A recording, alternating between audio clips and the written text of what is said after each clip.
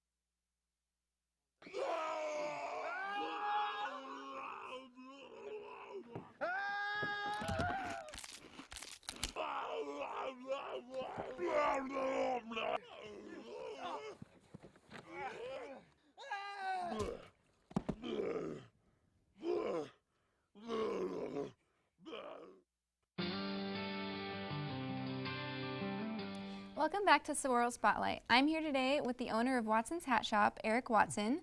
So how much time and skill goes into making hats? To make a hat from start to finish, to the way I like it to be, takes a couple days. But we work on several hats at a time because you can't jump from one process to the next. You have to take your time doing it. Okay, well, we have some footage here of the entire process at work, so let's take a look. So explain to us what is happening here. Well, these are some hats in the hat shop, Okay. and these are actually brim flanges that we use to take the shape and put into the brim. Okay. There's all different sorts of brims and shapes and sizes. These are hat restorations and custom hats that we're currently working on. This is a real fine Panama hat that I'm working on here, about $3,500 Panama hat.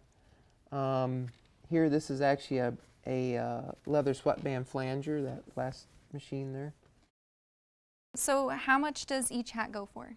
Felt hats, dress hats like the one I'm wearing, the price starts at $350 and they go to $500, and then from there you pick the hat band or whatever accessory you like on it.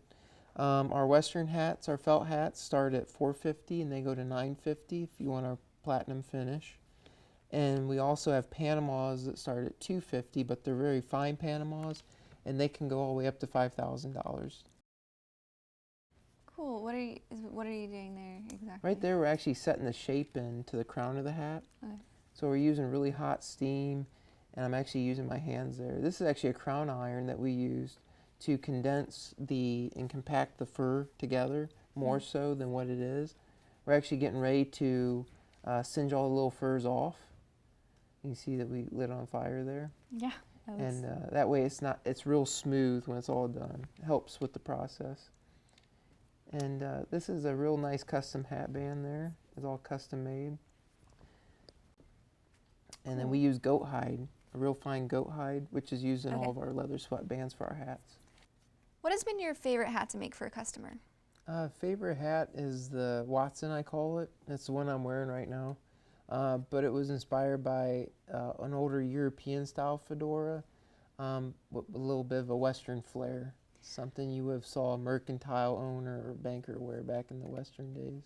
So you named it after yourself. What makes it so special? The shape of the style of it has a center dent.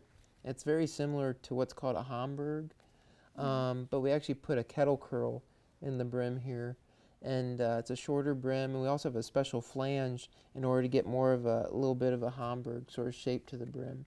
So you wear it all the time at the shop? Is it easy to work with the hat on? Oh yeah, this is a lot more easier because it has a shorter brim. A longer brim would get in the way because as you're working on hats, you have to sew and stuff too, so it would be in the way, and I wouldn't be able to see well when I'm sewing. Yeah. Well, do you guys make anything else besides hats? We do. We actually are a full haberdashery as well as a custom hat shop. And like the vest I'm wearing now is actually custom made. This is one of many things that we make. But this particular vest here is actually made from Scotland wool. The buttons on it were made in Italy. Mm-hmm. We also have frock coats that we make as well. It's all made custom right there in Cave Creek. And we have many different swatch samples when you come in to choose from. So how much is that hat and that vest worth, do you think? The vest here is actually runs $190. Okay. Also, the hat is approximately $585. Okay. Well, if you would like to learn more about Watson's Hat Shop, you can visit watsonshatshop.com for more information.